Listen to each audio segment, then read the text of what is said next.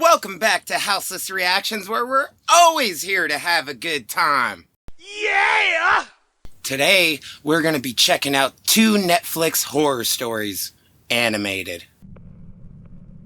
So, basically, my boyfriend and I live in a flat together, and he's an area manager for a main chain restaurant in England. His job takes him to at least 5 to 8 stores, and sometimes he has to stay late. Sometimes he doesn't get in until around 3 AM, so I usually sort of wait up for him to make sure he's alright, if he wants me to run him a hot bath, and if he wants a coffee or anything. That's a good woman, man. It sounds like she takes good care of her man. The usual phone call from him saying, "I'm on my way home. I'll be home in an hour. If I drop call you when I'm closer, can you get a bath running for me, please?" I say sure and hang up. Now, our block of flats has this security door that always gets locked at 10 PM, and as long as you have a main entry key, you're free to come and go without worrying about the door. They're probably living in the city, somewhere big, that's why they have most of those buzzer entry locks. Go off. Now, someone outside the main entrance is pressing my number, and I have to press a switch from the inside of my flat that will open the main security door and let them in. I think to myself, it's probably just someone who's forgotten their key and pressed my number quickly. I try to shrug it off. You should have thought that through. You don't just let anyone in the building, man. Don't just hit the buzzer for anybody, people. Stops, and then rings again. It sounds like someone is deliberately putting their finger on it and holding it down. Now, our flat is on the 2nd floor, and from our bedroom, we can look down and see who's at the main gate. I jump up, go into the room, and slowly peek to see who's there. I saw 5 well-built, stocky men. Yeah, I would not be answering the door for those crazy guys at all. You're 1 woman versus 5 men. Don't do it. It suddenly becomes clear to me that whoever they were, they clearly didn't live here because they didn't have a key. While peeking at them, I clearly see the front guy put his hand up and press my buzzer. Flat number 4. He's not even touching the other buttons, just mine. I wonder if they saw you somewhere else and now they're trying to stalk you. Seriously, get lost. I don't know who you are or what you want, but I will call the police. And then the other half of me doesn't want to give away that I'm a girl. It sounds silly, but I'm 23 and I'm quite small. I grab my phone and I ring my boyfriend straight away. He says something like he's 45 minutes away and will be there as soon as possible, but he will call his dad, Luke, who's a policeman, to come over and wait with me. Yeah, you should probably just call the police, man. Get those guys out of there. At the very minimum, they're harassing you. He tells me to just keep peeking at them and to see if I can make out any distinguishing features. After what seemed like ages, my boyfriend's dad turns up, and I see him walk straight up to the guys and start a conversation. My boyfriend's dad already has a security key. We gave him one in case we were ever locked out, and he opens up the door to my flat. Straight away, he runs over to me and makes sure I'm fine. I don't know, those guys left a little too easy. This horror story's not over yet. And I ask him what was said and what was happening outside. He says he walked up to the main door, and the conversation went like this. They said to him, "Hey man, do you live here? Do you think you could let us in?" Luke replied with, "Well, clearly if you don't have a key, you don't live here, so no. Who are you supposed to be seeing?" "Well, my main girl lives in number 4, and she's gone to sleep. You know how late it is. These are my friends, and they don't have anywhere to stay, and I haven't got a key. So, how about you let us in?" Wow, they totally knew she was alone and they were trying to get to her. That's funny, because my daughter lives there. Oh yeah? Shit, dude. Well, how about letting us in and we can go and see her together?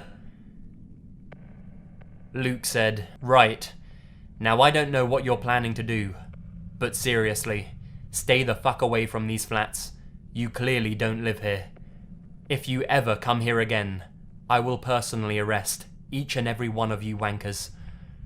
Now fuck off and go home, because I swear to God I will beat the shit out of you guys so bad, no one will recognize you. That's right! Lay down the law on those clowns! Get 'em, man! The group of guys took off, and Luke managed to open the door freely and get in. I never even met him. I didn't know his name or face.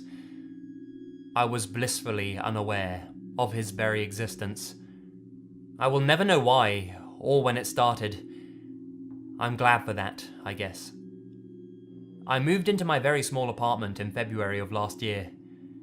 My landlord, Olivia, was a sweet older woman who would cook too much food and bring me leftovers. She was great to me, even after I told her my problem. I'm antisocial. What's up with these stories about girls being home alone? I thought these were supposed to be Netflix horror stories. These don't really have much to do with Netflix right now. I loved that. Not even my family would cook so well. The next morning, I wash and leave her empty containers outside my door, and by an hour or so, she would come back and take them away. My other neighbours seemed fine, but I never really talked to them. I work from home, so any time I was ever forced to go out, I rushed out and into my apartment, avoiding an uncomfortable situation. I loved living alone. It was everything I hoped for. I could just breathe.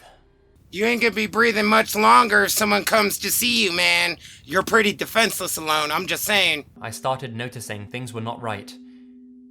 Things were moving, or plain disappearing. I was convinced it was just anxiety, caused by my new medication and the move. Another side effect was that it made me so drowsy. You're probably getting drugged by someone, man. How do you not know how things go missing in your apartment? You think you're just, hallucinating things? Olivia brought me some sort of Greek tossed salad for lunch one day, and I enjoyed it with my friend, Netflix. Oh, I get it. They're watching Netflix. That's why they're Netflix horror stories. And I woke up that evening at 5 p.m. per usual. What wasn't usual was that my bedding on the opposite side of me was disturbed. I only sleep on my right side. The girl that's giving her food is roofing her, and her husband's probably banging her. Felt warm. My first thought was that I must have rolled around a lot, but I knew it was too odd to dismiss. I got up and I searched my apartment, gripping my phone with 911 typed in. Nothing else was disturbed. Everything was exactly like it should be. I let it go. For the next 2 weeks, everything was normal. I don't know if I could deal with it the way she does, man. I mean, if I was tripping out like that, I would be sure to make sure that it's me or if there's someone there. I wasn't scared. I was nervous, perhaps a little stubborn as well. But I stayed.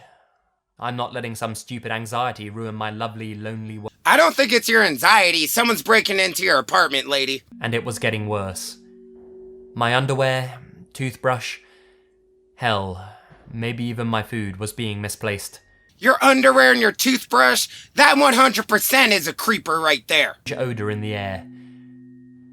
I finally realized this won't go away if I keep ignoring it. I called up my mum, and I begged to come and stay for a few days. When I got home, I told them everything.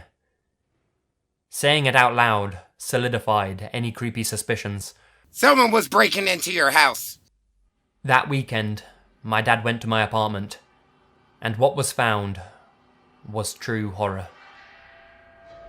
Written all over the walls was, "Come back." It was probably that lady roofing her. Baby, please. He ran out and called the police. There was no one living in my apartment, but someone definitely had access besides me. The investigation revealed a man, Henry, the son of my landlord Olivia, was in a projected relationship with me. Yeah, see, I knew Olivia was drugging her. He admitted. Drugging her and serving her up to her son. He admitted coming into my apartment every night and every day with his mother's extra key. He claimed that we were in love and that he had my permission. He drugged his mother's food that she left out for me, which of course caused my drowsiness, and he would let himself in. Wow, so his mom didn't even know about it. He was straight up conning both of them. The leftovers in the fridge were tested and confirmed that suspicion. I was absolutely horrified and disgusted. I'd be horrified and disgusted too. A man I never knew existed collected my hair, clothes, and trash, and practically lived in my apartment for 4 months. Alright guys, so that was 2 Netflix horror story nights animated. Well, I thought it was an okay video. To tell you the truth, I was a little disappointed because it really didn't have much to do with Netflix. The one girl talked about watching Netflix with her husband being a normal thing, and the other girl basically did it for a few minutes in her video. But other than that, there wasn't any other Netflix thing going on whatsoever. So I think the title was a little misleading. I don't think they should call it 2 Netflix horror night stories. When I upload this video, I'm probably going to rename it.